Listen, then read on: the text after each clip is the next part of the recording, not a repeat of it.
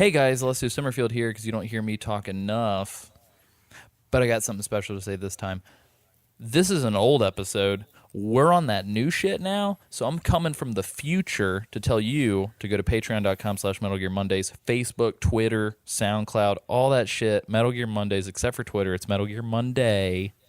And that's it. Enjoy the episode. Have a great day. Love you. Alessio, it's the future. We need your help. Oh, I'm coming. Sorry, guys. Bye. This week on Metal Gear Mondays, we take Metal Gear Rex for a ride.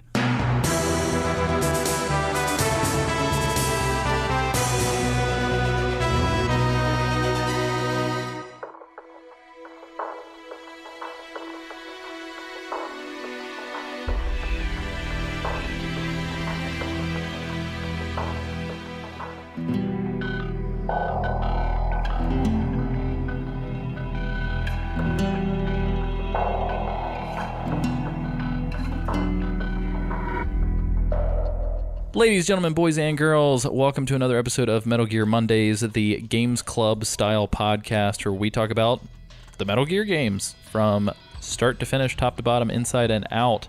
As always, I'm your host, Alessio Summerfield, and this week I'm joined by Isaac Lim. Hello, everybody. And our guest from last week, Craven Knyte. Hello. That was very good. It's good. It was a good singular barbershop quartet. I don't know what that is. The barbershop sing. Well, Alessio, you should layer the voice. Oh, wow. When you edit it. Just like make copy after copy. Yeah. That's not a bad idea. If all my other jobs that I keep trying to pursue fail, I know exactly what to fall back to. Yeah, exactly. It was wonderful. Yeah, you may be asking yourself, faithful listener, where the fuck is Samuel Wright? Where is Nobody knows. Damn, Sam. Yeah. Yeah. Specifically, I really wanted Craven and Sam to clash voices so that they could talk smashing boys in the ring. Ew. Yeah, I was really but we don't hoping have to talk to him, but hopefully, if there's a chance in the future, maybe.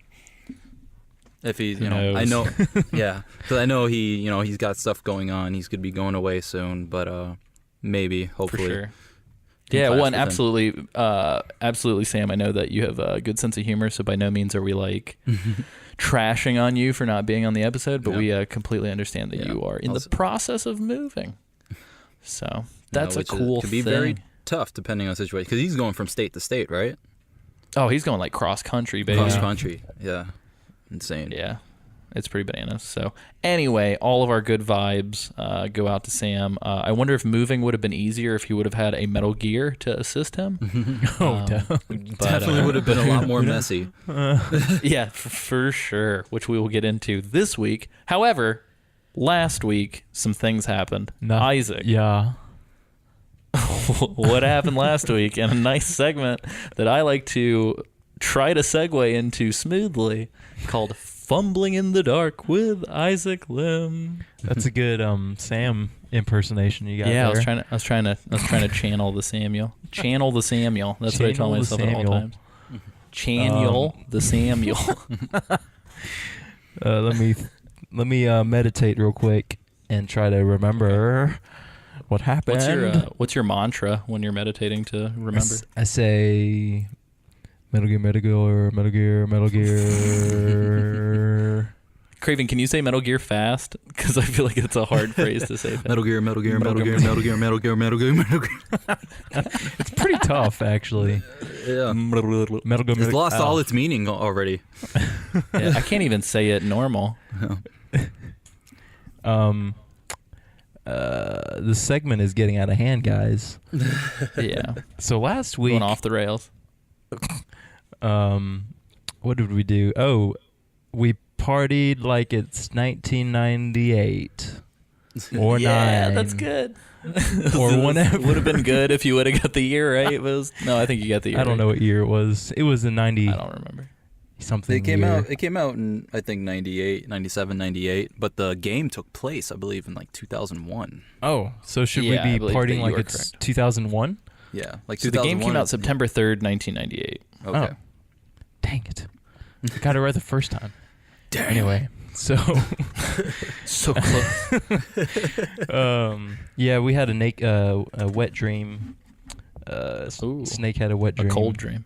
Going back to his prime years at Shadow Moses. Back before he had eyeballs. That's right.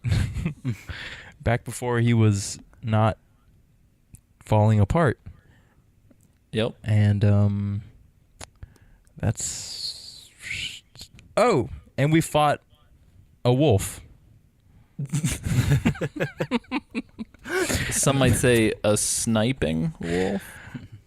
Or a crying wolf?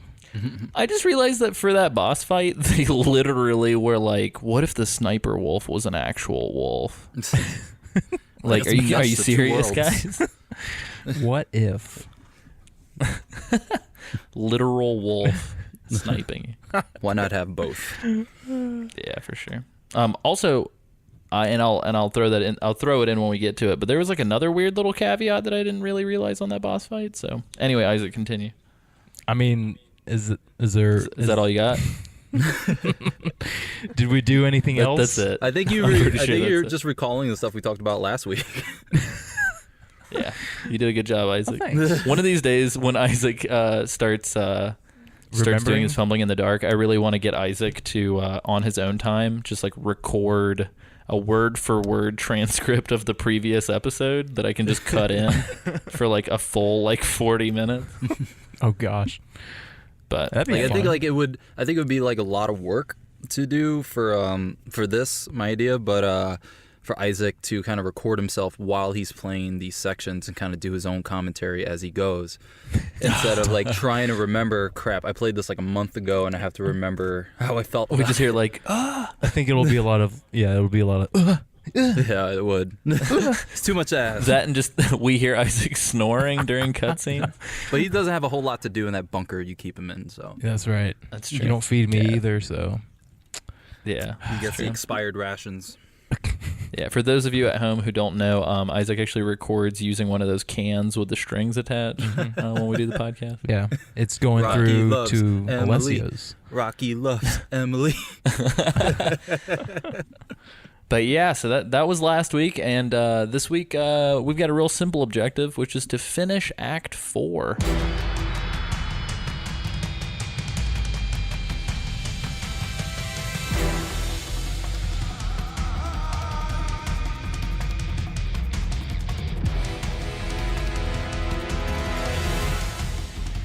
For everybody at home, I feel like the first half of the act is way better than the second half of the act, and we might dive into that a little bit. There's some cool moments, but holy goddamn, the last cutscene of this act I found to be ridiculous in a bad way. Yeah. I forgot how ridiculously goofy it is, Yeah. but we'll get to it when we get to it. One thing I wanted to mention real quick before we go too far in is I completely forgot, and thankfully nobody wrote in to like clarify, because nobody ever writes in because nobody listens to this show. I'm kidding. That if you ram Sunny with the Mark III in the briefing section, you actually get the face shield Raiden, which like the face camo, which I completely forgot about until I booted up my game and was like, how the fuck did I get this? And then I Googled it and was like, oh. So, wait, that's the yeah. only way? Yeah, so in order to get... So you get Raiden's face camo with his shield on his face down if you ram Sunny, which only happens when she stands up in the mission briefing, so I must have just like got her at like just the right moment. And to get Raiden's face camo with the shield up, you have to hit Naomi during the Act 3 briefing, like for like the 30 seconds that she's not sitting in a chair. Got her. So, Man, fun fact. if the internet wasn't around, like, how the hell do they expect us to find these things? Yeah, totally. What the hell? Like, I actually think I remember getting the Raiden face mask, but I don't remember how I got it. I thought it just appeared after that briefing. So I must have just did it on accident. For sure. But yeah, so like I said, we are going into Act 4, Part 2. Part 2. Yeah, so real quick, one of the things that I wanted to mention on that boss fight, since we are technically in the chronology of where we're at right now, we're standing in the snow in front of the blast furnace door. And where from where we're at, I totally fucking didn't realize. I'm pretty sure the railgun that Crying Wolf has is supposed to be Fortune's railgun. It seems very much like that. Like it looks very similar. Yeah, absolutely. But then again, like I don't want to fall down like a weird hole like people get with Dark Souls, which is like, oh, this one weapon, I've only seen this one person use it. There can't be any others like it. This has to be that person's weapon. Yeah. And it could be some, I doubt that that's the case. Within the universe, it could be something that was replicated, or it could just been Hideo just like he liked the idea of the gun in part 2. He wanted to bring it back for part 4. Yeah, could be, or it's like an homage or something. Yeah, in a way, he's like he must have really liked part 2 so much, and it's like I got to get this in there for sure. But yeah, right after that, before we go into the blast furnace, one of my favorite codec cutscenes in the whole game, which is real fucking goofy, happens. Where Otacon tells Snake to change the disc, and Snake's like, "What are you talking about?" And then essentially they just kind of go off and they're like, "Never mind, you don't have to do that anymore. Isn't this great?" Like, and then Snake becomes goes this weird like, say, "Get it together." Yeah. He's like, "Come on, Otacon!" Like just like, "I'm sorry, Snake." I thought that was hilarious. Just scolding Otacon. Yeah, it's real goofy. Yeah, so two things here. So we essentially go into the blast furnace sans lava. So this is blast furnace. Like the title card should have read blast furnace minus blast. Is what it should have just said, like furnace with the blast crossed out. Or I guess both of those words don't apply anymore because there's no more molten material in here. Yeah. Yeah, it's essentially a big cold, like, hey, this is where we used to do this. And it's filled with the little, what the fuck are they called? The dwarf geckos. Geckos, yeah. I hate those little things. bastards. So I don't know. Yeah, so I don't know how you guys got through this. Just spoiler alert, I think I had 2 chaff grenades left. No, I had 3 chaff grenades left. And I threw another one in here and just fucking booked it for the elevator door. I don't know what you guys did. Okay, so what I did was I pretty much just blast my way through the first time when I first played it. I just started like shoot. I tried to sneak in a way because I wasn't 100% sure how to sneak past these guys, like I said last week. And I never really used a chaff grenade, I think because I never bought it. And this time, this playthrough that I did was the first time that I bought it. But I bought it before we got, like, after the elevator that doesn't exist. But I pretty much just, this time around, I just shot through them. But the first time, when I first played the game, when I first got it, I just tried to sneak my way through. And I think I made it to the elevator, but then I got spotted. And then I was just in that corner just trying to destroy them all. Oh, God. So yeah, that sounds fucking miserable. Like I feel like, and I don't know if this is the case or if this is just kind of like what I noticed with my experience, but I feel like when you kill one of the dwarf geckos, that like the rest come to investigate the minute it goes offline. Okay. Did you guys encounter that?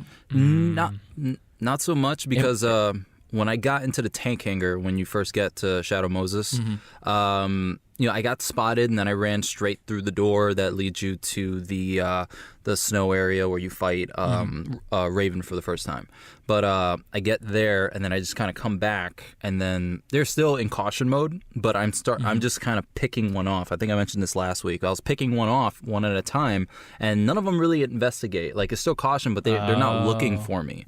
So you can It just must have been a proximity thing for me then. Probably. I think if you're in close proximity, they look for you and all that, maybe. But I was kind of, if anything, within the game, probably about like 30 feet away. And I was shooting one by one that I can see, just so I can just kind of travel around that little area find things I haven't seen before, and try and take notes on certain things. But yeah, after that, trying to get to that elevator, I just kind of blast my way through, and then I just pretty much all lethal through this section, trying to get through it as quick as possible. Well, technically it's non-lethal because none of these things are people. Pretty much, so yeah. That's fine. You can't tranquilize freaking dwarf geckos. Can you give me your best the raven on my skull thirsts for your blood quote real quick, or the raven on my chest thirsts for your blood, Craven? I feel like from somebody Raven. somebody on the Slack asked, I hope Craven channels Vulcan Raven the entire time he's on the episode. Oh my god. So I feel like I need to get you to try one line. I've never done a Raven, so I'll try it. Okay, so the Raven on my chest. What is the line again? What's my line? I think it's the Raven on my chest thirsts for your blood. The Raven on my chest thirsts for your blood. I think. The It might just be Metal Gear Awesome. Okay. The Raven on my chest thirsts for your blood. That was pretty fucking good, dude. Was it? I thought it was Like, I pretty tried good. really hard to on my remember. side of the internet, it sounded pretty good. Okay, because I haven't heard that dialogue and seen that scene in such a long time, so I just kind of try to go off like deep memories in my brain. For sure. Yeah. That's awesome. Well, cool. Yeah, and the elevator in this room only goes to B5, so like you can't channel surf through the elevator. Isaac, how was your experience in the frozen opposite of a furnace? So I tried kind of like how Craven did it and tried to sneak, but unlike you guys, I had no idea where I was going. I didn't know there was an elevator, so Oh, it was there the first time, Isaac. You've been here before. I didn't know where we were supposed to go. I was just kind of wandering, and then these little three-legged geckos come at me and start throwing me around. I hate those guys. Yeah, man. they're they're the worst actually. They're my least favorite in the whole Yeah, entire they're pretty series. Yeah. Put that. I would agree with that. Put that in writing. Isaac Lim hates those dwarf geckos. Well, they have those little laser sights, like these green laser sights, and they're mechanical, and they're very much just like the enemy sentries in the old games, where they're just following their one little paths and going back and forth in the same area. So it took me a while to realize that they had those laser sights. And then There's just so fucking many of them. Yeah, Like, there's that's too many. That's the part that I hate. because you focus, because it's like there's 3 in a group. Always. It's always 3 in a little group. So they always holding each other's hands pretty much, and they roll. Where's the trench coat? They should all have a No trench coat.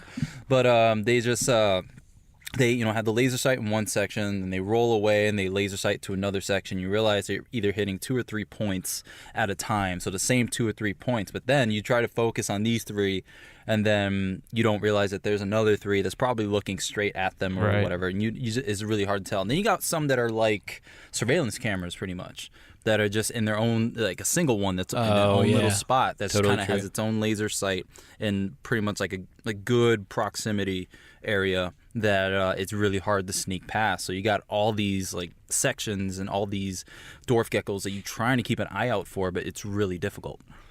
For sure. Or you could just pop a chaff grenade and then literally somersault over the railing and land right in front of the elevator door. Yeah, you can take the easy way out. Well, like I did the jump and I was like, I wonder if I'm going to live through this. Because like it's weird because like, I feel like there's not a lot of points in the game where you can kind of test the fall damage. Mm-hmm. And so I was like, I don't know if I'm just going to like hit the bottom of this and Snake's just like his knees are going to go out and that's it He's for an old Snake. man. Ideally, they should go out, but like for someone but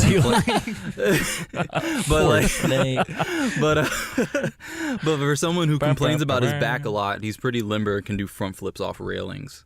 Yeah, right? What the fuck's up with that? Yeah, I will say this zone is a million times easier than it was the first time around. Agreed. Primarily because we don't have that little claw arm that knocks you into the lava. Yeah. And we don't have lava in general. Yeah, so. we don't literally have lava. Yeah. Can you imagine if you got all the way to the Metal Gear Rex and they were like, you got to use the shape-shifting key again. You're like, where the fuck am I going to find heat? Like, You just gotta but sit they on make it you for 10 shake the hours. controller enough to like give friction to the car. Oh my god. They make you turn the joysticks like constantly into your hand is Oh warm. no. Fuck that. You break your controller. Oh Jesus. Yeah. I as soon as you got into the elevator, I was definitely kind of caught off guard. I completely forgot that there was this like flashback codec call with Naomi in the elevator. But this is it's a little bit difficult to tell because like I dig that it's all in the new engine, but I feel like the scale of things doesn't really match the way the scale was in the PS1 game. Okay. Because like the elevator feels smaller, and like even the little van or the little truck that the SOCOM was in the first game in front of the tank hangar felt like it looked like a little fucking like sled. thing. Like it was so much smaller. Yeah. So I feel like this elevator was way bigger in the first game. Yeah. But Naomi, like this is the flashback and this is the elevator where Naomi tells you that her brother is Gray Fox. Yeah.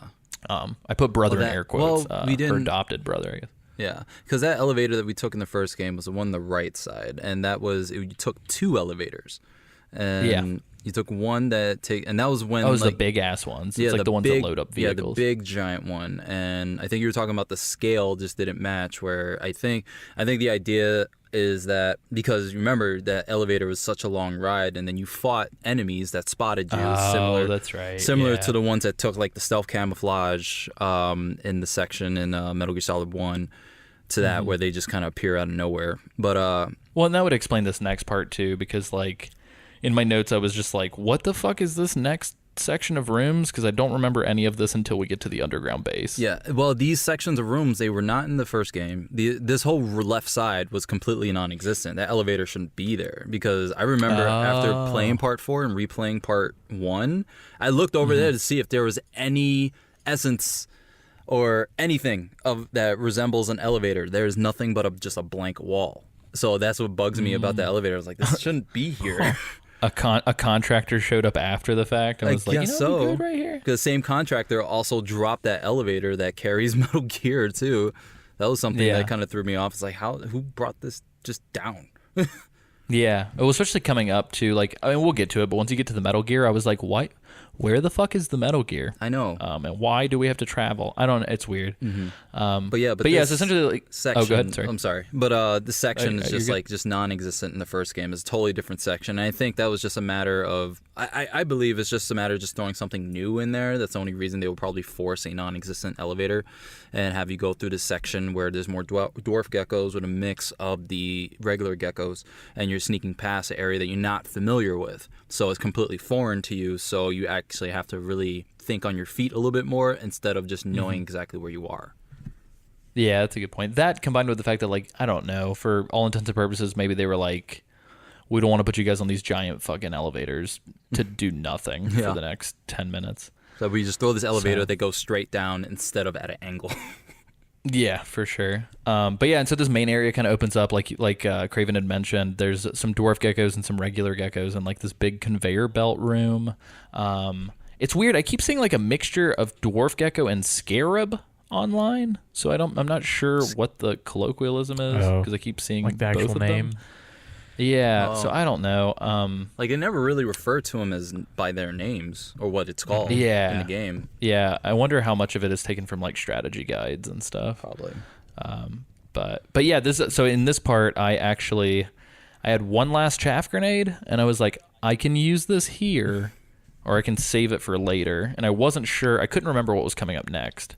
So I was like, I'm going to save it. And so I tried to sneak past, and then one of those little fucking dwarf geckos, those little scarabs, spotted me, and I just got fed up with having to deal with it. So I just like fucking went bananas and just took everything out.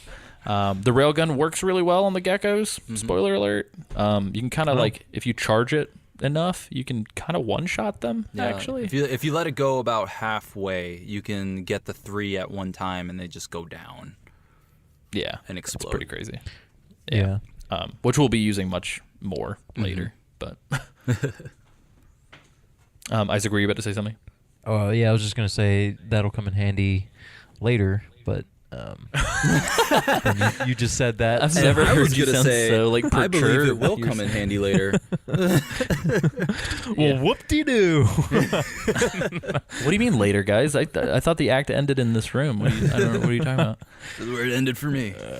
No. Yeah. Well, so yeah, I mean, with you guys, like, I don't know. I mean, for all intents and purposes, you can just kind of run through all this shit, technically. Yeah. And just kind of get where you need to go. I mean, did you guys have anything of merit here while we're here? Was there anything that you did that felt worth talking about? Not really. They had little items here and there. It's just usually just more rations, which definitely comes in handy when when you get to the later section. But no, it's really nothing I can think of. I think it's just a fun little section if you enjoy the stealth aspect, which I always did when I was younger. I always enjoyed sneaking around. So I think that was just if you want to explore and all that, which because I think it's one of those sections that it kind of reminds me of Metal Gear Solid 2 when you're in the tanker and you can go either right or left, and there's different scenarios on each side. I don't think there's different scenarios in this case for this game, but you can go either right side or left side to get, but I think eventually you need to get to that right side because that's where pretty much the exit to that area is that leads you to a certain hallway that is from the first game. Mm-hmm. Yeah, and the zones kind of bleed together because I'm not sure if what we just talked about was part of the blast furnace area still, because then it goes into this like casting facility south, and I know there's 2 casting facility sections, but yeah, it all kind of bleeds together. I think the casting facility in general is again part of that section that's not included in the original game. It is neat to see more of Shadow Moses because to me it almost kind of reminded me of I don't know if you guys have played Portal 2 or Portal, where it's like you get to a certain point in the game and then you're kind of hanging out behind where you were earlier. Oh yeah. It kind of reminds me of that, where it's like, hey, here's the Shadow Moses you know and love. By the way, this is a big fucking facility, so like there's other stuff going on. Yeah, it's definitely nice to see different areas, see things you're not familiar with, because it really takes you off guard or catches you off guard, like seeing areas that you don't know. For sure. But yeah, and then there's this little ladder area in the tiny hallway that leads you to the underground base, which, if you're wondering, why did he say that in that dramatic voice? Am I supposed to know what this is? It's that shitty hallway with all the gun turrets from the original Metal Gear Solid 1. Except they are replaced with a bunch of, you guessed it, dwarf geckos. Yeah. Yeah, it sucks. And it's an overabundance, and they're all over the place. And this is the one and only time I used to chaff grenades on these guys. Oh, yeah, absolutely. Like, well, I was going to say it too, like, this is the part where I was just like, fuck it, I'm pretty sure there's a boss fight after this. I'm just going to do this. Yeah. And then I ran. So yeah, Isaac, how did you fare here? Did you use a chaff grenade as well, or did you find other means? Did you bribe them? Remember, I eventually used a chaff grenade.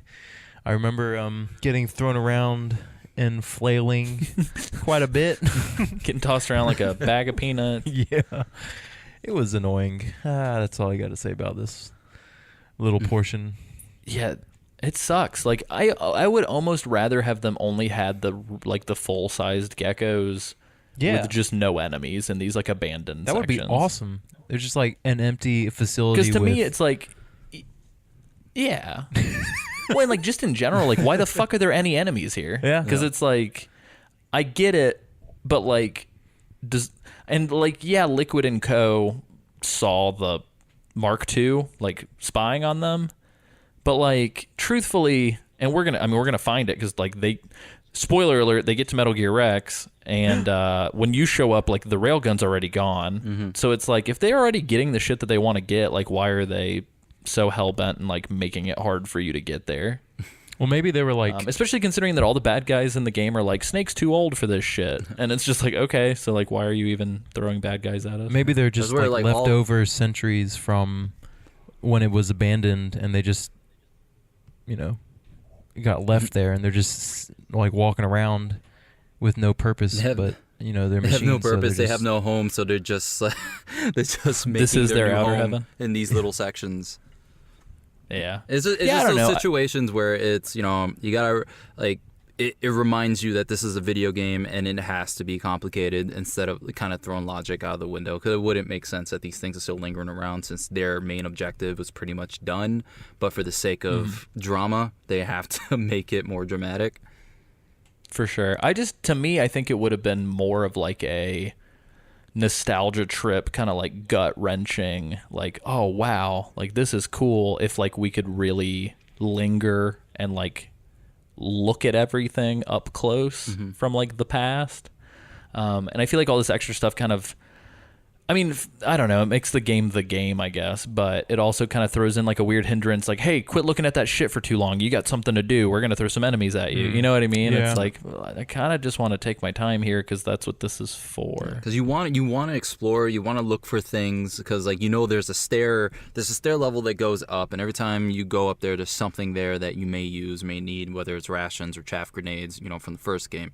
But you kind of want to go up there, but it's like, you're trying... it's a game that is supposed to be a stealth game, if anything. But if you go stealth, you can't really explore without getting discovered. And if you get discovered, the stealth element's out of it, and you just gotta destroy everything, and then you can explore. So you can't really have both, like, be stealthy and then just, you know, try and explore. Otherwise, you're just gonna get discovered. So it's hard to balance those two things. For sure. Yeah. Anyway, me and Isaac being soft boys who don't want to play video games but instead just explore a virtual space aside. We end up in this underground supply tunnel, which it's where Rex was held. So it does this cool, like, you walk in, and the cutscene kind of similarly frames it to where you don't really see what's going on, and then, like, the camera tilts and, like, you see from behind Snake's head, and it's like, oh wow, and you can press X to do the flashback, and it shows, like, Rex from MGS1, but there's no Rex in 4. There's just, like, a big empty, like, where the fuck is it? And then Otacon is like, oh, hey, I hacked the elevator with my R2-D2 hand. And then you guys, like, ride up the elevator. Then when it happens again with the Rex, I'm just like, why the fuck are people putting, like, hacking ports on the feet of giant robots? Like, this is... It's just it's really odd that, like, even on the elevator there's a little port that he can just go right into. I'm trying to make it make sense in my brain, where it's like, okay, maybe they would put a little thing there for whatever reason, but it's like, it's I just feel like weird at this that, point I was like, the game's just gonna do what the game's gonna do at this point. Like, it's just like, oh yeah, everything's got a USB on the ground now. Yeah, it's like, what why? It's like there's just storage slots everywhere where you can just put back up all your files and all that. Yeah, not to mention they future-proofed the facility in 2001 to make sure that these Metal Gear Mark IIIs in 2019 or whatever year it is would be able to be backwards compatible. So come on, man. Yeah. Anyway, God, my Metal Gear Solid 5 is showing a little bit. Essentially we get into this zone where the elevator goes up. We see to me it's super fucking cool that you see the Rex all fucked up.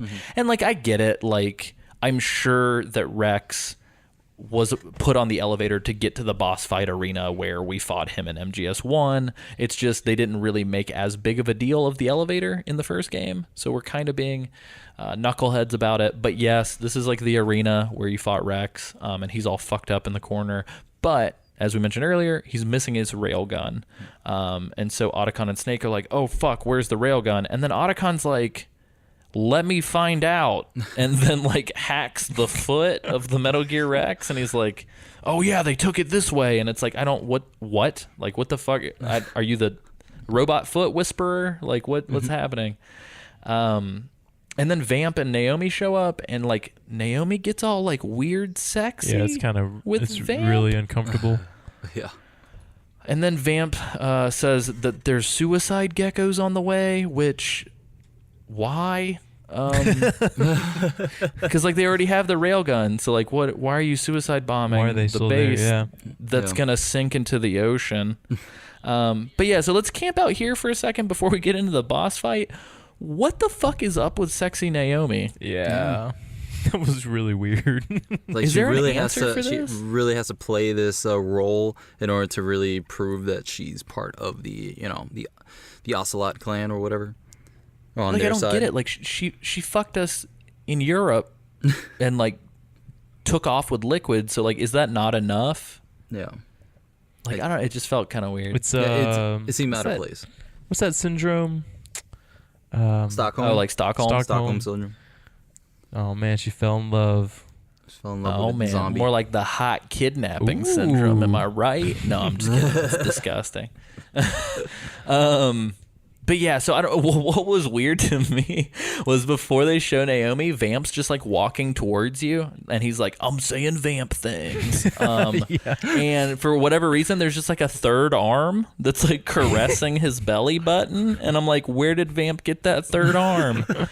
And then, like, out from behind him, Naomi's like, it's my arm. And I was just like, what the fuck is happening?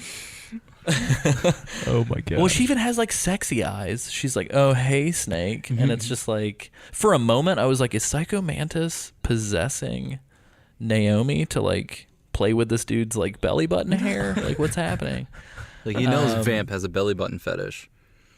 Yeah, He just I loves don't. It when was girls very play weird. with it. Yeah, it was a little bizarre. But yeah, so anyways, long story short, we get into this Vamp boss fight.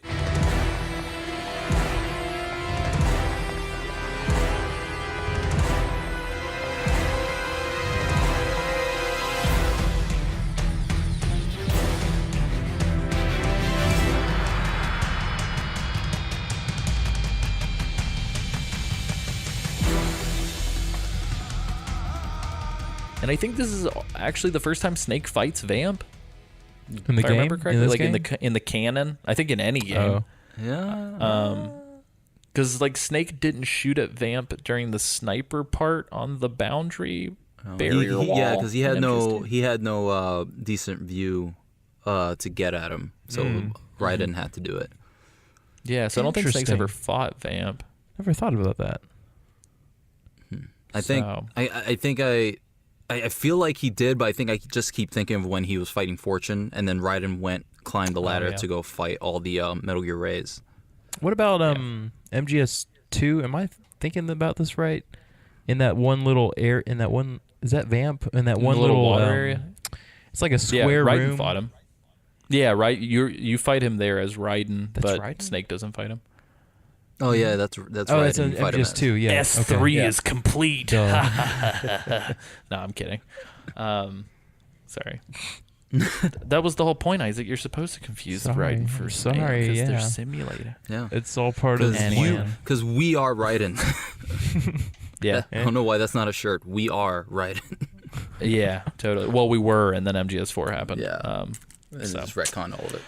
Whoopsie. But yeah, there's a lot of knife throwing, charge slash attacks. He's dancing all over the place. It's Vamp from MGS2 Yeah. in a different arena. Yeah, I got a question for you guys. How quickly did you? So Craven, let's ask. I'm gonna ask Isaac. Yep. Because me and you have like built-in muscle memory. Yeah. How long did it take you to figure out that you needed to equip the syringe and CQC him? Not that long. I'll tell you why. Okay. So, okay, you go through the whole charade of you kill him and then he comes back, and I did that like 5 or 6 times. And I'm like, I don't understand. Did that about 37 times. So, instead of like trying to experiment, I'm like, you know what? The internet's right here. I'll just look it up. And so Yeah, I just so we did looked the it same up. thing. Yeah, I forgot. I was like, I can't remember what I'm supposed to do. And then I was like, maybe fire. And then I was like, nope, that's not doing anything. And then I was like, maybe if I kill him a couple times, the cutscene will trigger. And then I was like, nope, that's not what I'm supposed to do. And then I was like, hold on. And I just like pulled out my phone and was like, oh yes, I forgot about this. God, you guys Yeah. are children. You guys I are know. such Yeah, children we're the going to worst. your phones. We're so baby. I know, We're right? babies. We're so baby. We're so baby. What about you, Craven? Me, okay, so I remember the first time I did this, I think it was probably 3 times that I took him down with the guns trying to figure out what to do.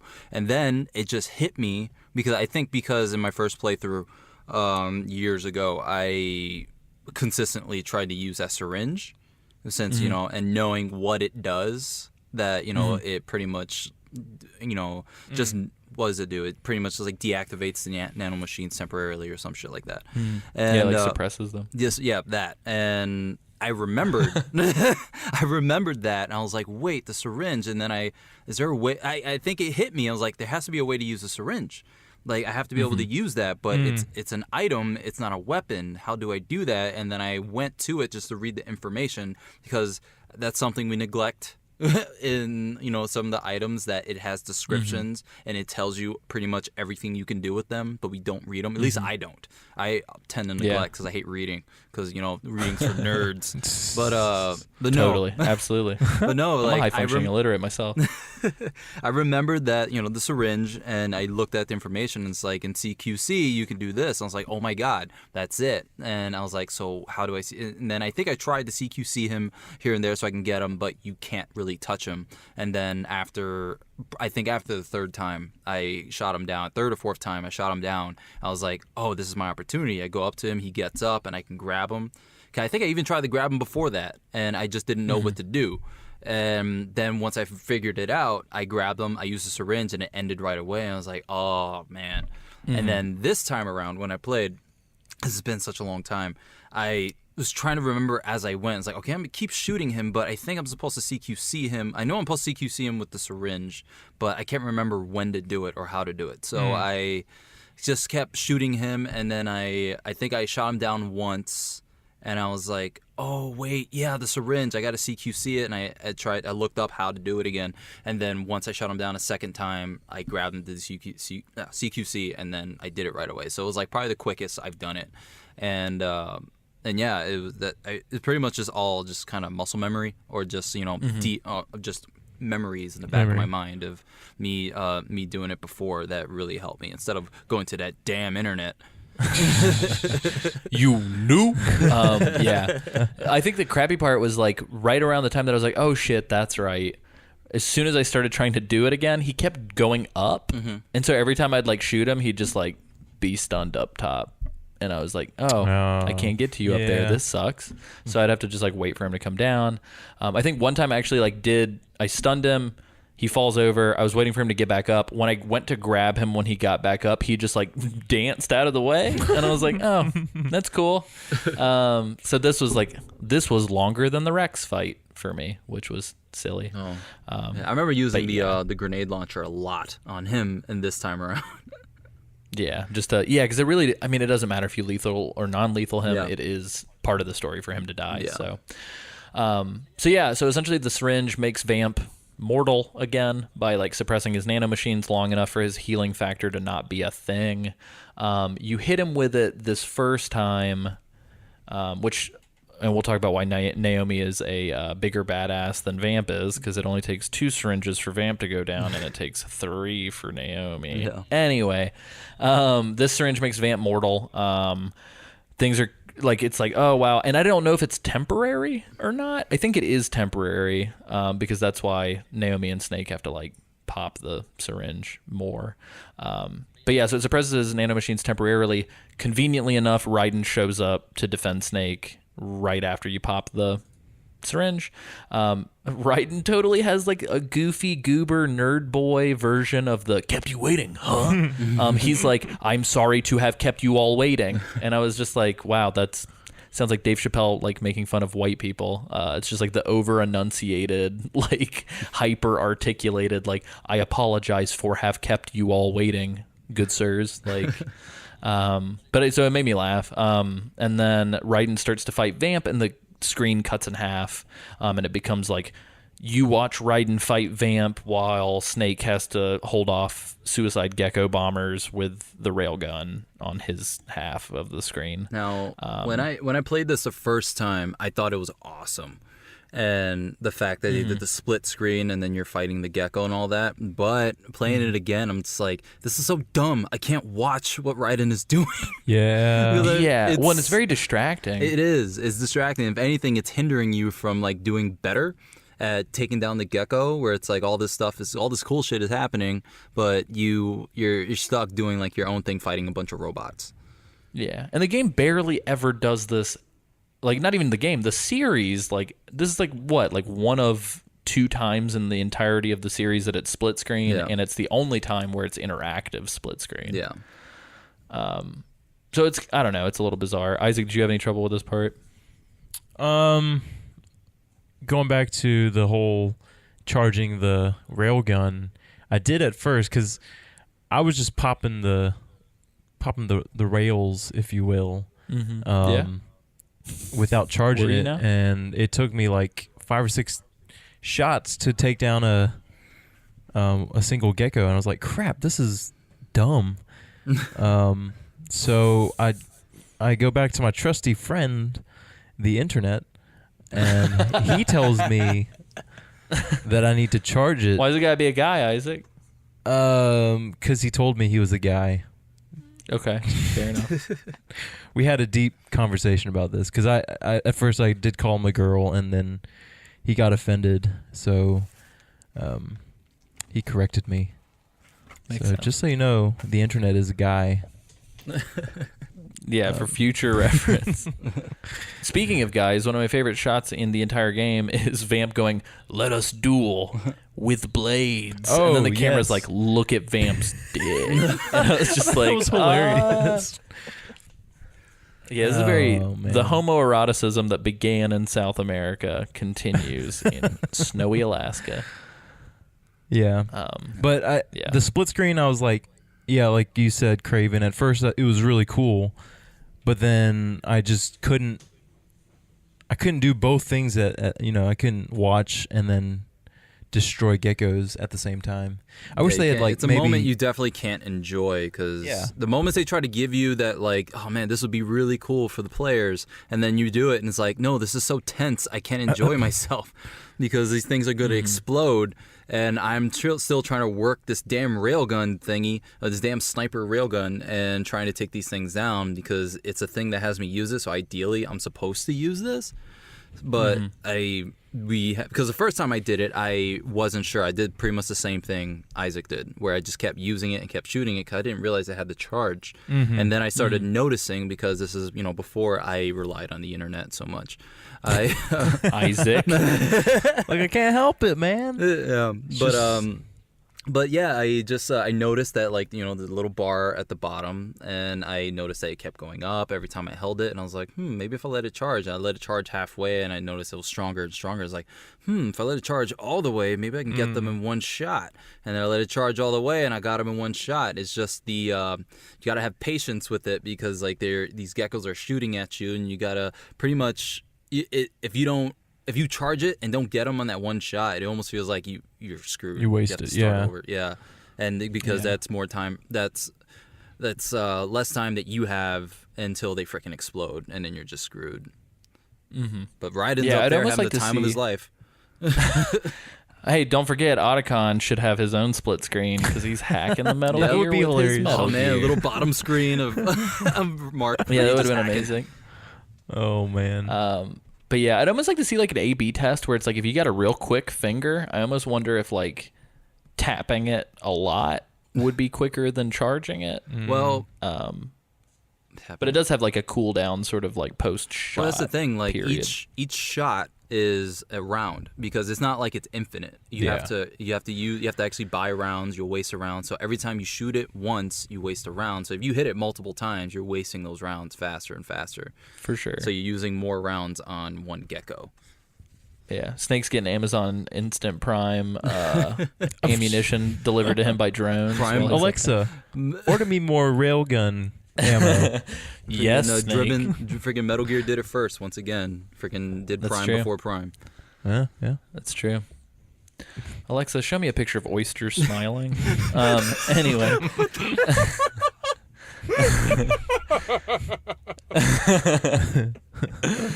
It's the best. Anyway, Salad Man aside. So yeah, we get this cutscene where Rex goes fully operational thanks to Otacon.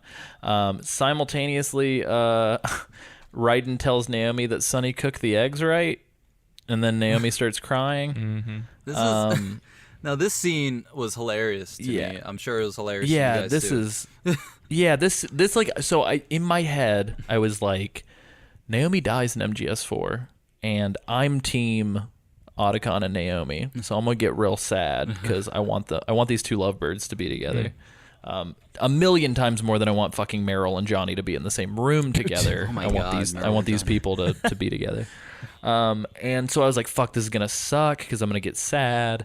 And then I was watching it and I was like, this is so bad that like, other than like one line that Naomi said, for the entirety of this cutscene, I was like, why are you killing yourself?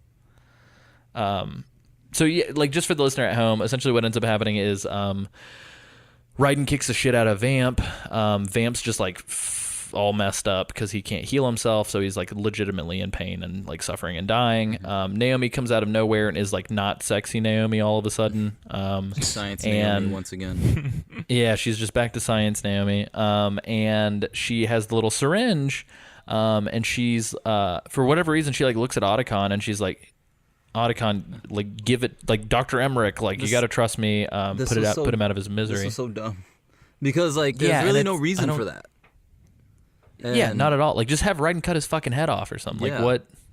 And then Vamp just takes it out of both their hands and just like stabs himself and does it, and really taking away from that little moment. Because it's too much. It's too much for, especially in that one little moment that for Otacon to register like why it's important for him to do it. But then Vamp just really takes that away. So it's kind of like a moment that they shouldn't even have bothered of doing anyway. Yeah, it was kind of weird. Well, and, like, that's the thing is, like, why do we have to... Like, his nanomachines are already suppressed. Everybody hates this guy. Who gives a shit if we put him out of his misery? Just, like, they could have just had Raiden, like, run him through with the sword and called it a day. Like, right then and there. Yeah. So the cutscene just feels already, like, kind of bloated and, like, arbitrarily long. Yeah. But then all of a sudden, Naomi's like... Yeah, Liquid took the Patriots' warship, which like can't be monitored by the system or controlled by the Patriots. It's called Outer Haven, and it's like, okay, I get it. It's a haven away from the Patriots. It's an Outer Heaven thing. Cool. But then Naomi fucking stabs herself with the syringe for literally no reason. Yeah, because she, her thing was that what was keeping them alive, or at least making them quote unquote immortal, was the nanomachines. The nanomachines are what's keeping them alive, and so. With Vamp, his nanomachines were pretty much keeping him alive, but he needed the syringe to suppress it, so suppress those nanomachines while he was in the most pain or at pretty much on edge of dying before nanomachines can heal him up. So he can just go in peace and die. So he could die. Why all of a sudden this is so important for him to die? Maybe because they're all right there and watching. I don't know. But then we learn that Naomi has pretty much been a zombie this entire time, the same as Vamp, where she died years ago of cancer, and what was keeping her alive was the nanomachines. But thing is, we see her periodically throughout the game using the syringe. So how? All of a sudden, her using syringe now, it kills her? I'm not really sure. Yeah, well, she uses it like 3 times, and I get it, but like, so I get the mechanics of it, and I understand, but like, why is it now that we're establishing that Naomi has cancer? And why is it now that Naomi's choosing to take her life? Because if you think about her character, she doesn't have any family now that Frank Yeager's dead. She doesn't really have much going on. And she's somehow like, the game kind of makes it seem like her nanomachines are forcing her to help Liquid, but never really goes into detail about it. And then like specifically in the shed in South America, she's like, oh, I can't leave unless you take me because of, she is like, it seems like it's alluding to the fact that like her nanomachines are keeping her there. But like with this part, what doesn't make any fucking sense to me is like, she has Sonny, she has Dr. Emmerich, she believes in Snake's cause. She has people that she can buddy up with now. And especially with this whole like theme of like atoning for our past sins, like you think she would want to help to rectify all this bullshit that she's done. But instead she just kills herself in front of everybody. Like I guess I just don't understand why the character feels compelled to kill herself and why Vamp's death is what triggers this. Yeah, it does seem kind of odd, and I'm thinking just because I know, we know the ending of the game, for sure, and stuff, which I'm not going to spoil for the sake of the show, but for sure. It could be just something that I'm gonna do it now, so it doesn't happen to me later. So yeah, I mean that's a good point too. I think that's the only thing I can think of, but I think the whole thing of the syringe. Like working all of a sudden, like now and killing her because it's not like she was stabbed or she, or anything. Like she got hurt in a way like Vamp did, that where if she takes a syringe now, her nanomachines are not keeping her alive at all and she's gonna die. But she just uses it. I guess in the scene, does she use it like multiple times? Does she like? Yeah, she stabs herself 3 times. Okay, like she stabs herself once and then she talks. Okay, and then she stabs herself again and then she talks and then she does it the 3rd time. Maybe it's like an overdose. I guess then now it makes sense. I forgot that she did that multiple times. It's just for sure. I guess it almost would have made more sense if like, because like I understand like for reasons, and that's not what I'm upset about. I guess I'm just upset about like this character killing themselves. Their own reasoning. Yeah, and it's just like, I don't know, it just feels kind of ham-fisted and weird. So like I almost feel like they could have done something where like she could have stepped in to try and like intervene between Raiden and Vamp, and then she gets stabbed in the process or something. I think I know the reason. And I believe that reason is because in every single game that Otacon is in, he has to lose somebody so he can become more and more suicidal, because this is the third person that he's quote unquote been in love with or loves that he's lost. And that was part of my notes. Is like, once again, Otacon lost somebody and he cries like a little bitch again.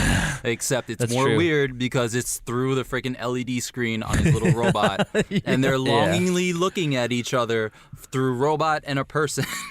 So it's it looks very weird. Yeah. Well, and that stuff could have happened again. It could have just been like, oh no, she got stabbed by Vamp. Whoops. Or something. I don't know.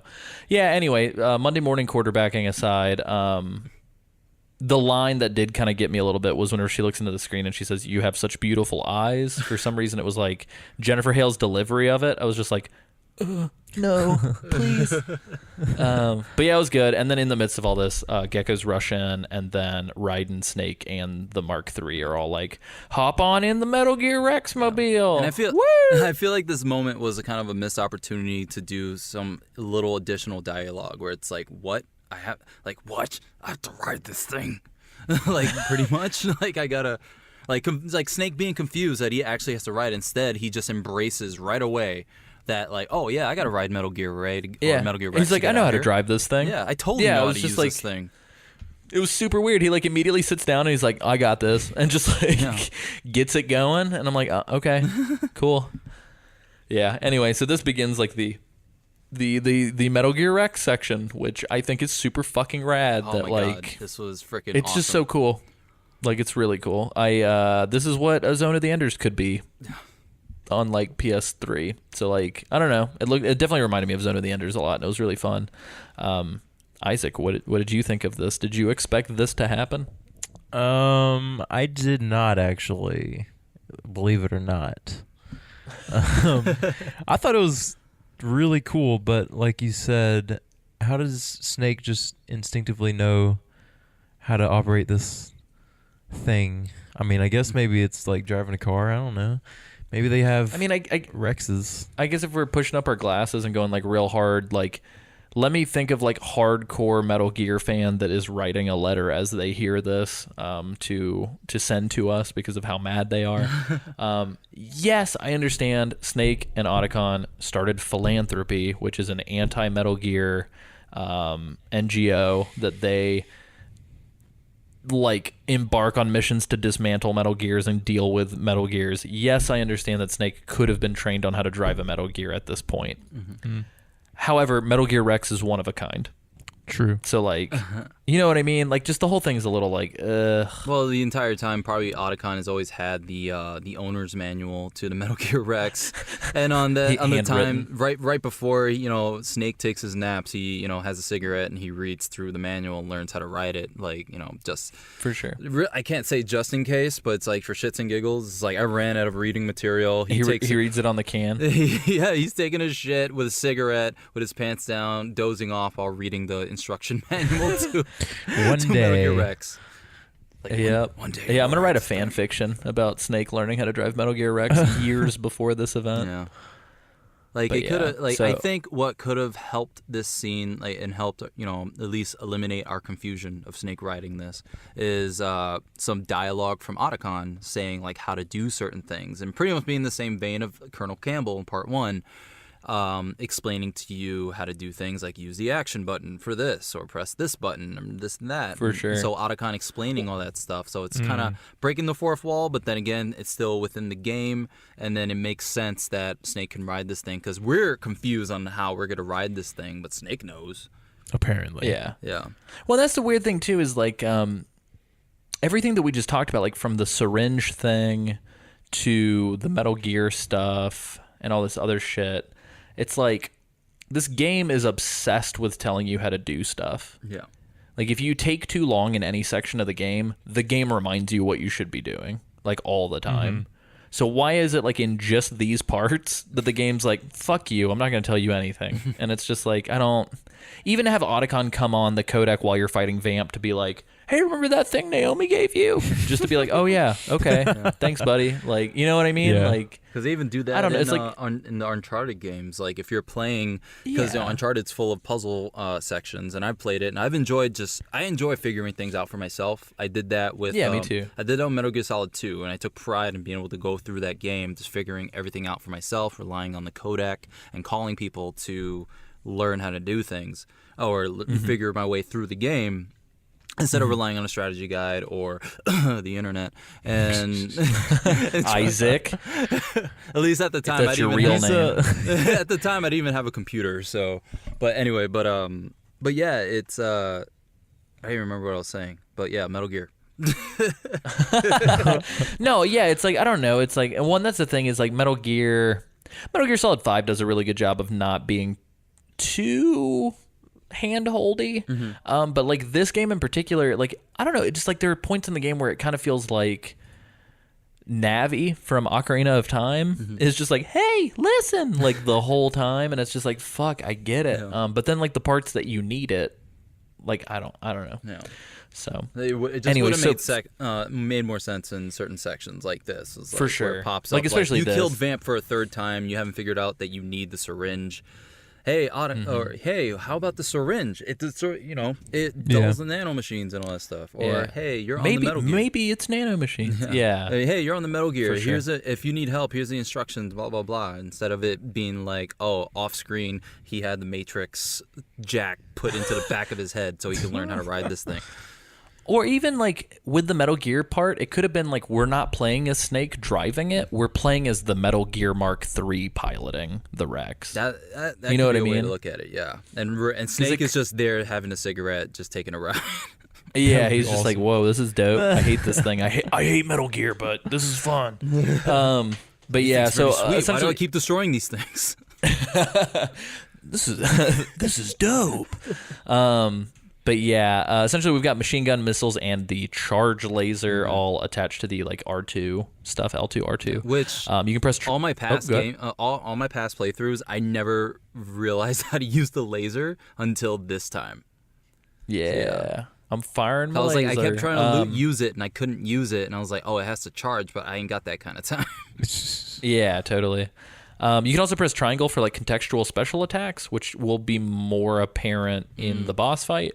But yeah, fun fact, if you press and hold triangle while you're in the Rex, Snake will just scream, liquid, and gain some health. That is awesome. I didn't I know did that. not know that. Oh my god. Yeah, you have to press and hold it, which I discovered by accident. My whole entire life is a lie. It would have been funny if he just yelled Otacon like at the end of Act 3. It's just like, Otacon! And Otacon's like, what? What? I'm right here.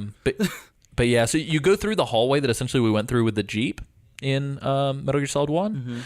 By hallway, I mean very long tunnel. And there's geckos all over the place. I say just fucking rush through them. You can kind of dash and just like take them out as you go. Yeah. It chips away at your health a little bit, but it's not that bad. And you get a shit ton of Drebin points. So I don't know if one of my playthroughs I played this on a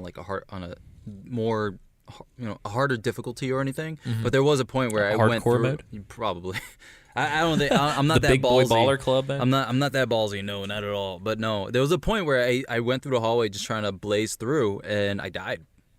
Like I did die. Wow. So Whoa. you can die. It's not like, you're going to get down to the end of your health and then it's going to be the end of the scene. No, you can die if you take too long or if you just go pretty carelessly through this thing. Because my health bar was pretty low this time around too. What's the timer for? Is the timer just the self-destruct? Yeah, Sort of like they're blowing up the suicide. bait? Like, Yeah. how the fuck is there a timer for that? Like, why would we know how long it's going to take for them to blow up the... It's all that Otacon hacking, man. He figured Video it out. games. Anyway. He hacked the island. Yeah.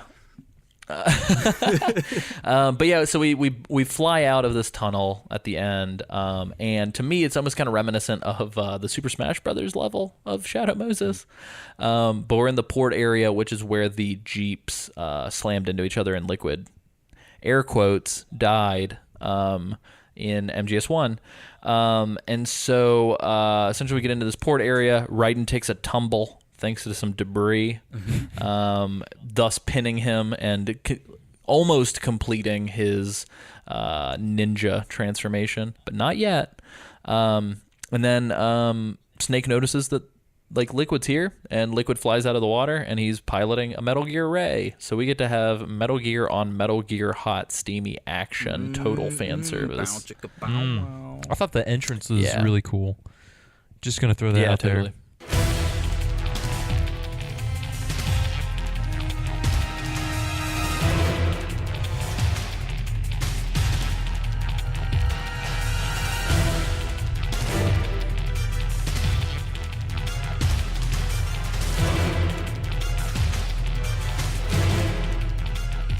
Yeah, that's the thing. Is like it does such a good job of like, wow, this is super fucking cheesy and kind of lame, and then all of a sudden you're like, oh wait, this is fucking cool as shit, and then like 2 seconds later you're like, oh, this is kind of cheesy again. I don't know. It's good. It does like this weird balance, but yeah, it's cool. This is the Ray boss fight, and this feels like Armored Core or something. Yeah. It's good. Essentially, Ray has the same weapons that you do. He's got missiles and a machine gun. However, he also has that water cannon from MGS2 whenever it like sucks up all the water, and then it does like the dinosaur scream and like shoots the water at you. Is that what that does? Because I always wonder, what is the advantage to this machine being able to roar like a dinosaur? Yeah, I don't... It's weird. And it's supposed to be like an amphibian Metal Gear unit, so I understand like it pulls in water to shoot like this hardcore water blast. Okay. That makes sense because if they're swimming and they're protecting subs and stuff, Ray like, it just makes sense. So Ray is just cleaning wrecks, pretty much. Yeah. Because he can use he's a just good taking wash a pressure washer. after all those years of collecting dust. You're covered in like Band-Aids, used condoms, and graffiti, so like let me hit you with this. But yeah, and he stomps, so like be careful because he can stomp his feet. Yeah, I don't know. This wasn't that hard for me. Again, it was just kind of time consuming. I just would dodge and then counterattack the whole time. And then anytime he would like put distance between us, I just would either charge the laser or just go ahead and use the missiles. I felt like this scene was kind of like, hey, isn't it cool to pilot a Metal Gear? We're gonna make this like not that difficult so that you can have fun. Yeah, and this was definitely fun. The first time I did it, I think I took a lot of time doing it, and I think because I didn't know how to use the laser when I first played it, and I just relied on just the machine gun and the Gatling gun and the missiles and all that, and trying to dodge the missiles or shoot the missiles down that Ray would shoot at me, and trying to get close. 'Cause I thought I just really had to do a lot of close quarters, and striking and all that with the triangle. But this time and it around, helps. This time around, somehow it was insanely easy. I went because I realized what I was supposed to do with the laser, and if you do a nice combo of using the laser, the gun, and then the missiles, like kind of mix them all up, you can defeat Ray in like a minute. And nice. I defeated Ray in like a minute, and I just did the close quarters thing like maybe once or twice, and I was done. I was really shocked at how quickly I did this. Like, it was insane. Yeah. Damn. Because it's the laser that really freaking gets them. It's that fucking laser if you let it charge, at least for that one level. Because you can let it takes longer to get to like a second level to where you get the laser stronger. But because you can let it charge even longer. But I let it charge to that one time, and I would use it at certain points, let it charge. And then once he was in sight, I would use it. And then I would use the bullet. Then I used the the Gatling gun, and then the missiles too. So it was a nice mix and combo of all. It's like doing like a perfect combo in a fighting game, pretty like much. A DMC game. Yeah, it's like Devil May Cry or something. Yeah, like just destroying like flawless victory, son. That's pretty much what it felt like. It would have been really funny if like top right it just like was like A plus, triple A, S rank. Like that's crazy. Yeah. But yeah, Isaac, how was your romp? It was pretty fun. Like, I just took my time pretty much because the environment was destructible or whatever, so I thought that was really cool. Yeah. Just kind of like shooting at the buildings and stuff. But Isaac's just like shooting at windows. No, I mean it was a very easy boss fight. But like you said, I think it was more of a a filler to give you the opportunity to pilot this massive mechanical beast. And it reminded me of like Megasalt or those kind of mech warrior games back in the day. Mm-hmm. Of that feeling of you're just like destroying everything. But overall, it was pretty fun. It's almost like it's the opposite of a stealth game. It's almost like the game's like, hey, you've been sneaking around for a while. How about you have some fun? Here are the keys to your dad's Metal Gear. Here's a big gun. Go crazy, kid. Yeah.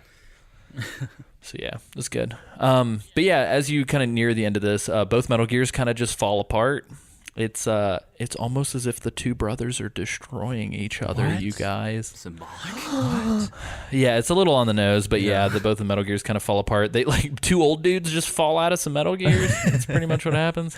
My favorite part, and it's also like the lamest shit I've ever seen, is like Ocelot pulls like a dad joke, like level prank, where he's just like, "Fox," and then old Snake's like, "Die!" And then Ocelot falls over like he did at the end of the MGS1 in the Jeep, or excuse me, Liquid.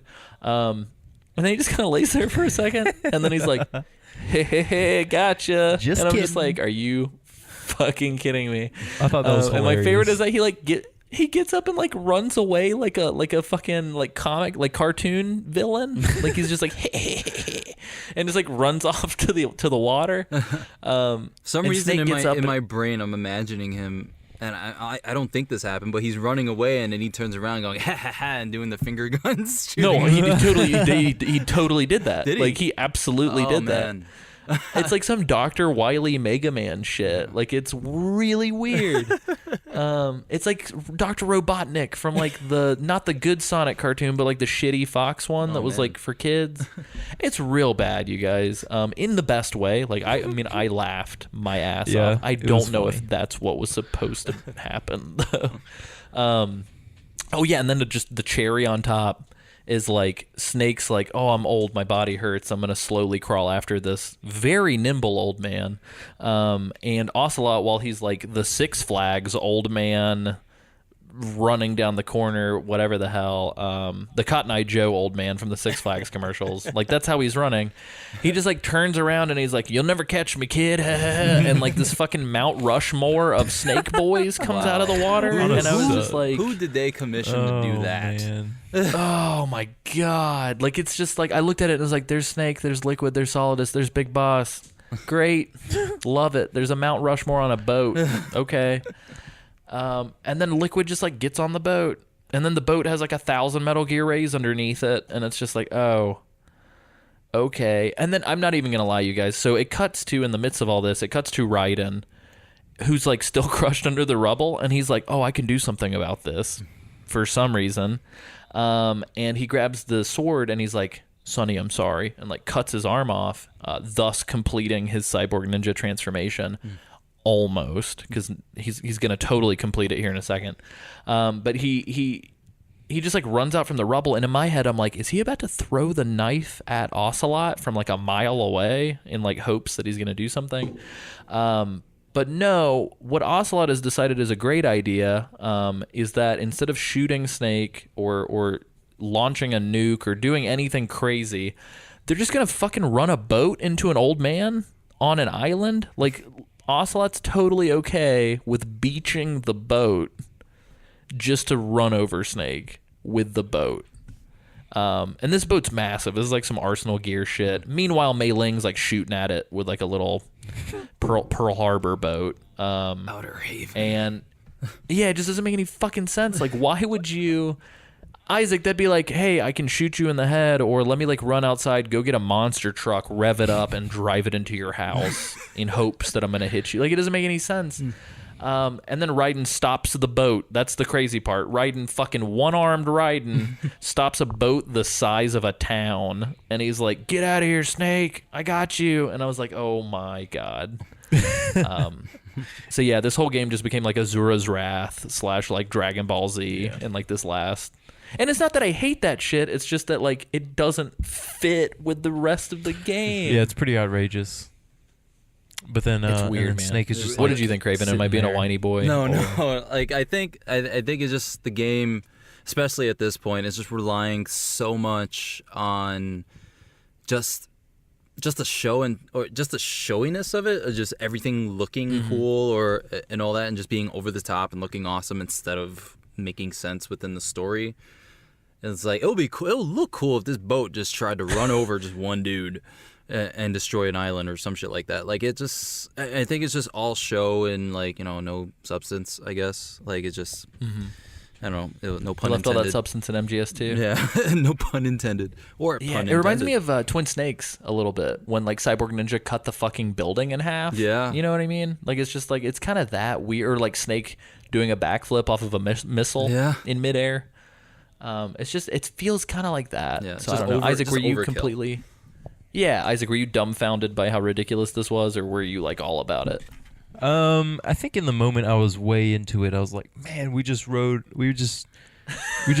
on this massive Metal Gear, and now this massive town boat, whatever you want to call it, is about to come and crush Snake. And then wait, what's his name? Raiden goes in 127 hours, smashes his arm off. And I'm like, what is happening? Just like so many ridiculous things. I mean, it was ridiculous in the moment, but I was kind of gunning for it because of how much ridiculous stuff was happening all at once. Yeah, and I don't want to sound like a crotchety old man, because trust me, man, I felt like watching this. I felt like I was watching Speed Racer, the Wachowski brothers movie, God. and I was just like I just like stood up and was like, woo! Like it's just like that fucking crazy. But like when the dust settled, I was like, what did I just what just watch? happened? But here's the thing. All right, so after Raiden, I guess, stops the boat from crushing into Snake Yeah. and then falls over, the boat just sails away. Couldn't he just keep ramming after Raiden falls into the ocean? There's They're like, nothing nah, stopping it's him, all right. you know?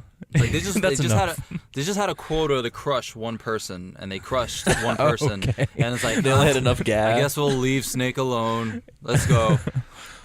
I mean, Well, they to had me, him. Like they don't want Yeah, to they scratch totally, the boat any more than they have to. That motherfucker dented the front. Let's get out of here, boys. Pack it up. Like we just redid this paint job. Yeah, dude. The thing that cracks me up, and I swear to God, in my head. So Raiden's like holding the boat back, and I don't even know if he says anything. I think Snake just like falls over in the middle of this. Like Snake goes from being on his knees to like being on his side, Yeah. like fetal position, No, while this boat's He there. just fell over to his And side Ra- and just rolled away. And can you imagine if he just would have like without speaking just rolled away? Like thanks, Raiden. I'm out. He just holds the thumbs up and rolls out of it. But like Raiden's holding it back with one arm, and then like for whatever reason, like the way it kind of looks is almost like as if the boat just kind of pops Raiden into a bunch of body parts. Like he just kind of like, phew, oh man, like he just like falls apart. Like the crash test But dummies. yeah, totally. But in my head, as he's like falling into the water, and like there's this like flashback of Jack and Rose talking about the day they first met or whatever from MGS2, Yeah. which like talk about fucking whiplash. Like we're essentially on like a sugar rush, like cocaine high of craziness, and then they're like, LOL, like hard romance from like a sad part. But anyway, so as this is playing in my head, I 100% hear Jack from Titanic just screaming, "I'm king of the world!" Yeah, it's weird. I totally wonder if Kojima was just like, and then we have the Titanic kill Jack because it's funny. Because that's pretty much what happened here. Like the Titanic, Jack, and Rose all came back together for one last hurrah in Metal Gear Solid 4. That's what the monument should have been. It should have been a Jack and a Rose. Oh, Yeah, right. That would have been funny. But from the Yeah. movie, not them. The game. But yeah, and like that's what I think it was Jack's final words was Rose, Yeah. like as he was like falling into the as he was crash test dummying into the water. But yeah, so that's pretty much it. Like Raiden's, I don't even want to say Raiden's dead because, like, let's think about this game for a second. Like, he's not dead. No. He's coming back at some point, I bet. Dies. Yeah, nobody. This is Dragon Ball Metal Gear now. Nobody dies. They're gonna get the balls. They're gonna wish for that person to come back to life. You have a dude it'll that be died fun. in the first game, was resurrected just because his arm was attached to an old dude. Like, Yeah. no one dies. For sure. I'm waiting for Snake to pull out his like infinite extending stick and then ride his Nimbus like out into the sunset. But yeah, so anyway, that happens, and then Snake's, for all intents and purposes, just kind of like mourning all his dead friends on the floor. And then we see a chopper fly overhead, and then it fades to black, and that's it. Yeah. And that's the end of the act. So It was at this point where I realized, holy shit, I finished this fast. It was literally 45 minutes for me. I was like, man, I couldn't ask for anything more. I'm so ready for this for podcast. sure. Yeah.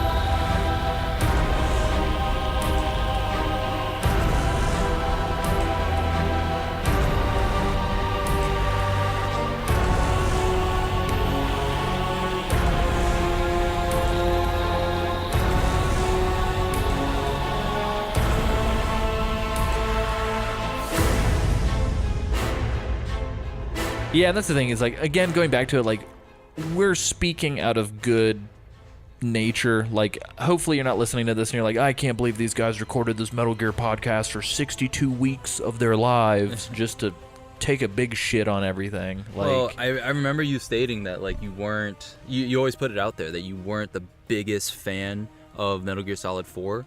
And me, I've always been a fan of Metal Gear Solid 4, mainly because of the gameplay, but I never, even when I first played it, and I called in sick for work for 2 days straight so I could finish this game in like 3 days.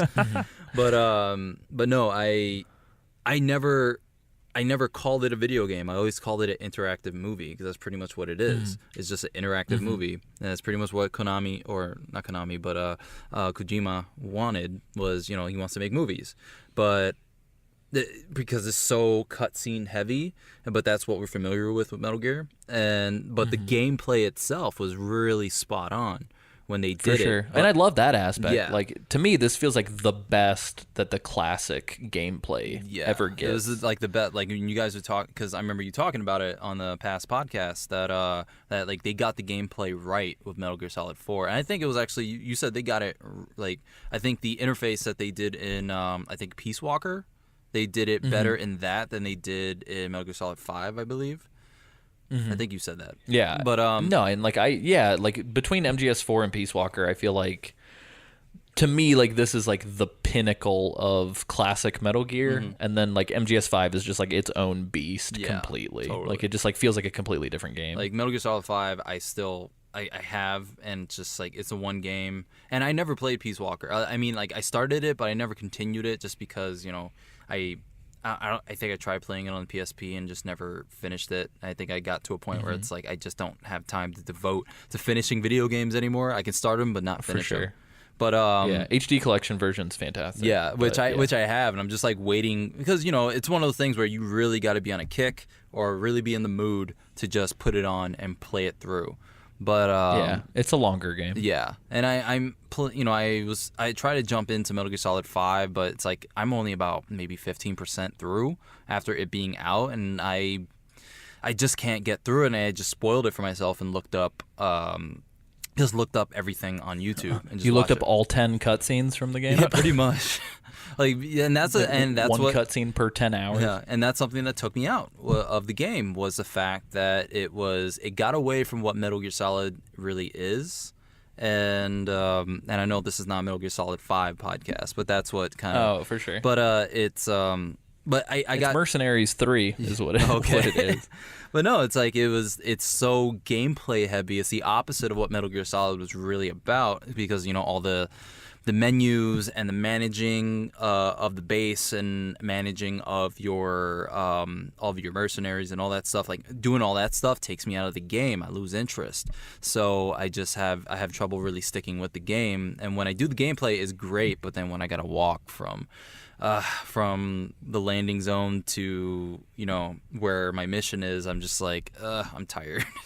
So yeah, who the fuck? Yeah, again, not to go off the rails on this, but like, who the fuck who looked at Metal Gear and was like, you know what this game needs?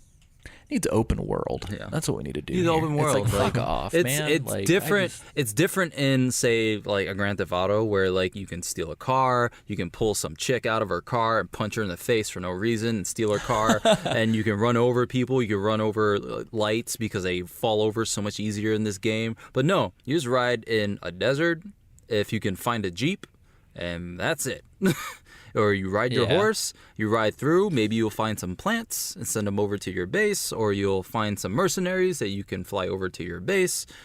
But yeah, a lot of that stuff just kind of took me out of the game because it was too gameplay heavy. I enjoyed my story with Metal Gear. But for sure. But yeah, and it's like, I think Peace Walker is the perfect blend, where it's like you have those elements, but it doesn't have the open world like padding. And then like it matches for all the gameplay. It has a shit ton of story. Yeah. And so it's like, yeah, if you're gonna do it, like mix it better. Yeah. Anyway. But yeah, so that's end of Act 4. That's sort of the end of this whole nostalgia trip. I would arguably say that, in my opinion, this is sort of like the end of the game proper, because like the last act of the game to me is just so much cutscene and boss fight. Yeah. That like there's not really any more like stealth left. Like, I mean, there's a decent amount of stealth in the next act, but I would say like probably the same amount of stealth that we saw in Act 4, where it's just like a handful of rooms. Yeah. So yeah, this is pretty much us bidding farewell to Shadow Moses for forever now. It's gone. And, it's underwater. It's no more. Yep. Boom. It's a sad day. Do you guys have any sort of final thoughts on Act 4 before we kind of get to our closing stuff? What did you guys think? I know, Craven, like, this is one of your favorite acts in the game, so by no means are we like bashing the shit out of it. To me, it's weird that like it just gets so like, it feels like, I feel like if I would have played this part and would have been feverish, like literally like 110 degree temperature, this shit would have been like, I would have, like, it all would have made sense. Yeah. I would have been like, oh no, like this makes total sense. Well, right off the bat with this game, like, it's the story is just really ridiculous, and because I think this game was never really meant to be made, so it's like I one agree of with that completely. It's almost in the same vein as Dark Knight Rises, where Christopher Nolan did not want to make that movie because of the death of Heath Ledger. He pretty much just wanted to just have it end at Dark Knight, but the studio and Hollywood demanded that movie, and same case for this game, is pretty much in high demand, and it was pretty much forced out there, so we got what we got because of that situation. But yeah, and you can feel it too. You can see it. Yeah, definitely. And I love this section of the game, and now because of this playthrough, I have 2 different save points because of where. Nice, congratulations. So right after Crying Wolf, I have another save point. So if I ever want to just jump in and play it again, I can. But no, I love playing it. Just the playthrough and the nostalgia and all that just kind of really brings me back, especially seeing different points of the areas that you don't see in the other game, and seeing it through these graphics is awesome. But yeah, like, just the story stuff, it gets really silly, but when you played it so much, after, if you're the type that has played it over and over, it's just fun to watch and just kind of laugh at, because it's so ridiculous. It's kind of like we all have that one bad movie that we know is bad, that we can never show anyone else, but we'll watch over and over. Like for me is Wild Wild West. I love freaking Wild Wild West. It's a terrible movie, but I fucking love that movie. I watch it anytime it's on, and nobody would agree with me on that, but I enjoy Wild Wild West. It's a fun movie. Well, that's the thing, is like, bad doesn't mean, like, I think bad is,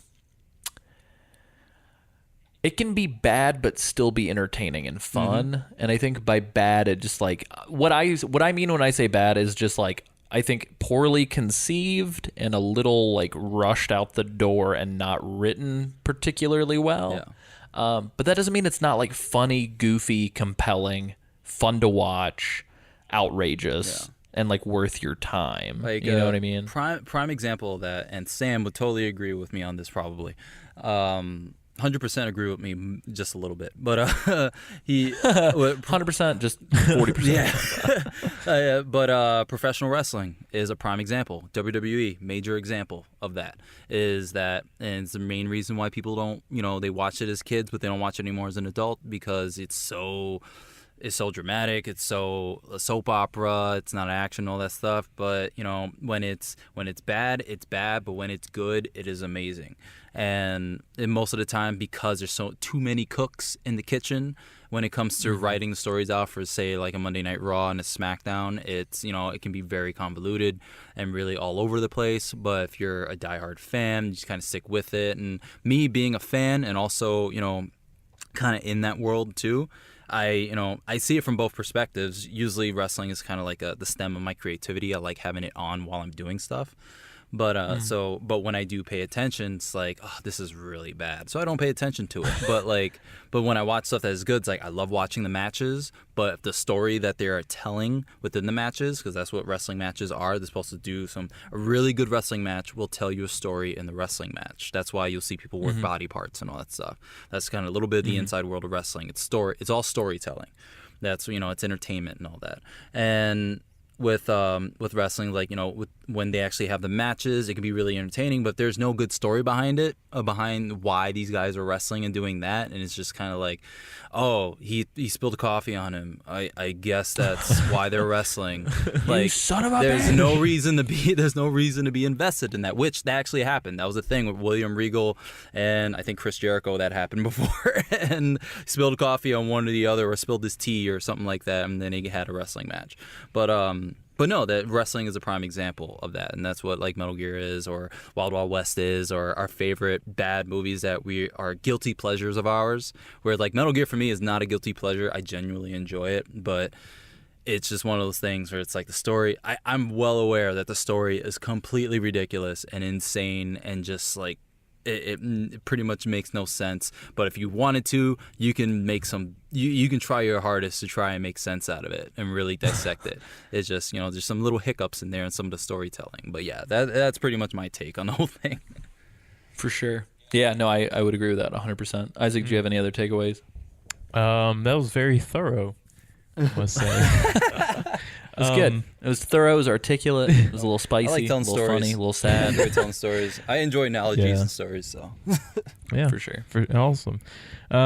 Opinion-wise, for me, Act 4 was very... I thought it was really good at what it did. Now, the gameplay was kind of lacking in some places, like especially the second half, where there wasn't much. But what it did with all the nostalgia trip, and then smashing you with like 3 different bosses, I thought that was pretty phenomenal. And then the ridiculous stuff at the end was cherry on the top. Yeah. So overall, really good. I would probably play this again if you locked me in another dungeon, Alessio. yeah. Nice. Yeah, no, I enjoyed it. Yeah. It's good. Yeah, the like boss after boss after boss when it came to this at the end, especially, is like, it was like you said before. I think you said it last week, where it's like after this point, it's pretty much like boss after boss after boss, like just Yeah, and boss it's just, fights all the way down. It's just like fun and makes it tense. And once the situation is tense like that in a game, like it just means awesome. Like, it means good, because like you're more invested, and like you're really just on edge. It's one of those games where like you can't just lay back on a bed, you can't just lay back on the couch. You have to sit like on the edge of the couch and really pay attention. This ain't no everything. Stardew Valley. Yeah.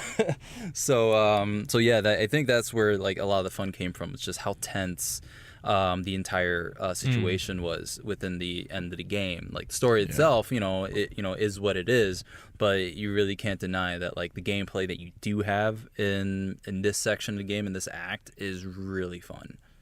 For sure. And variety alone, like, Oh yeah. I get it. Like the first 2 acts are really cool from like a Metal Gear sort of on paper standpoint, where it's like, hey, remember how it was all hallways in MGS 1 and 2? Fuck it, man. Like, how about an entire Middle Eastern downtown? And like, it's awesome. Yeah. Like on paper, it's cool. Yeah. But I think from like a character sort of like personality variety standpoint, like it's like Act 4 is like nostalgia, robots, like vampires, like fuck it, everything. And it's just like, wow, robots beating the shit out of each other. Like, I don't know, it's like there's a lot going on. And it does feel like Saturday morning anime, but like that's not to say I don't like a sugar rush from time to time. You know what I mean? And to some extent it reminds me a little bit of my guilty pleasure film, which I am unapologetic about. Jason Statham in Crank. Oh, is man. I fucking love that movie. So it kind of feels like that a little bit. I couldn't even consider that like a guilty pleasure for anyone. Like that It's is so good. insane. Like It's so good. You either love it or you hate it. But like I feel like Jason Statham is my spirit animal, and I'll take it. Metal Gear Rex is my spirit. So I'll take it. especially after seeing like Fate of the Furious, Jason Statham in that. I just like I don't know if you guys have seen Nice. that movie, but he was I amazing. haven't seen it yet. Okay, he's I got it, amazing. for sure. For sure, he's amazing in that movie. And the whole idea of The Rock and Jason Statham getting a standalone movie for themselves, like a spin-off movie, just it amazes me. Like I just see them like I don't see why like say like The Rock and Jason Statham and maybe a couple other really, you know, more current action hero type actors now can just remake like movies like Cobra and Tango and Cash and like just the movies that were done in the late 80s and early to mid 90s and just kind of recreate them. Because I know The Rock is supposed to do Big Trouble in Little China and play the That's what I heard too. He's supposed to do that. So Well, and even like, and all those things have like a tongue in cheekness to them. So like that part's fun in Metal Gear Solid 4, but like it also is like we all have to acknowledge it's fucking silly. oh yeah, So it's complete ridiculousness. but sweet. So yeah, just to kind of wrap everything up. I just wanted to quickly plug out that we are still doing our get free copies of the new Gorillaz record campaign thing. So we've got 2 domestic US Canada codes for digital/physical, and then we've got 1 digital international code to give out for Gorillaz Humans. Those are all standard edition. So if you're interested in getting some free music, definitely just like tweet about the show, #Metal Gear Mondays, and tweet a link to the show, or share us on Facebook and invite your friends to like us on Facebook, and we'll be doing like a randomization to kind of figure out what the hell, who gets it. So if you invited friends on Facebook, just let us know in the posts. If you tag #Metal Gear Mondays, I'll just have it in my feed. But yeah, if you guys dig what we're doing, Forever an Astronaut is a 2-man creative Swiss Army knife in St. Louis, Missouri, doing a bunch of crazy shit. James Reichmuth, who is the other half of the company, is actually going to be replacing Sam after MGS4 on the show. So you'll get to meet him. Yeah, everything that we do is a passion project currently.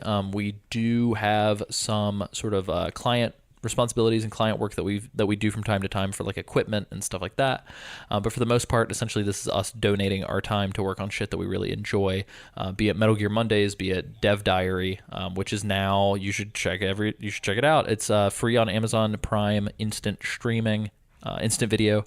So that's not the sort of video direct kind of self-publishing. This is like legit Amazon Prime. So if you guys don't mind giving us a quick review on Amazon for Dev Diary, all 6 episodes of the first season are up there, and the more reviews we get, the more placement we get on people's front pages. So I think right now we're at like 26, 27 reviews. I would love to see that number get as close to 100 before the end of May, and we're going to be trying to bust our ass to make sure that happens.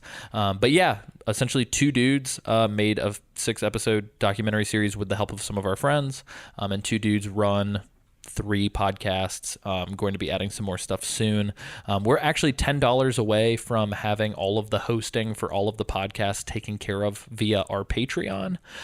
So that's super exciting. As soon as we pass that $45 mark, that then opens us up to after about $100, we will have paid for our Adobe Creative Cloud and all of our hosting and our website fees every month.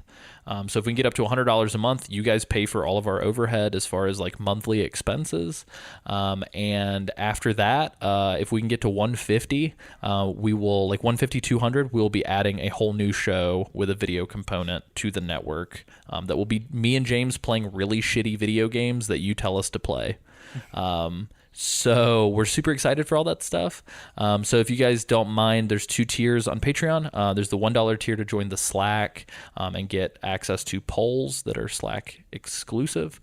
And you get episodes a day early of all the podcasts, at least a day early. And then there's a $5 tier where over this weekend and hopefully most of next week, I will have finished up. For the $5 tier, you get a free downloadable code for Dev Diary on Vimeo and any of our shows as they come out. We're currently in the process of pre-producing a bunch of other video shows, and you get those early. But likewise, $5 Patreon tier, you're going to have exclusive access to a special part of our website that has kind of a museum dedicated to all things Forever an Astronaut and all things James and Alessio. So you can watch every fucking short film that me and James have ever made, even embarrassing stuff that isn't available anywhere on the internet. You can check out behind-the-scenes photos, script scans, host note scans, and just all kinds of crazy stuff that we're going to be uploading and curating on that back end, including like pilot and sizzle and like unreleased stuff that nobody will ever get to see because it's film festival exclusive or whatever. So yeah, that's my ridiculously long plug, but you guys should definitely check all that shit out. Craven, where can people find you on the internet if they are interested in what you do? And what I do, you can find me on Instagram at Craven Knyte, Craven with a C, Knight spelled Kmyte, and where you can see some creative stuff. I do intend to post some workout stuff on there every now and then. I'm not a vain guy, so I don't post a lot of selfies, so don't worry about that. But I do have Break Night Props also. On Instagram, where you can see just the projects that I'm working on. I do take commissions for doing props. I have a couple things coming up with especially adding some wrestling gear stuff in there as well. Mainly making like kick pads and knee pads and stuff. But if you want to check that stuff out. But I also have my podcast, the Breaking Night podcast. I didn't really sell it too well last time, so I'm going to do it better this time around. So the Breaking Night podcast, it is a creative podcast, but also we talk about all the stuff that inspires us to be creative.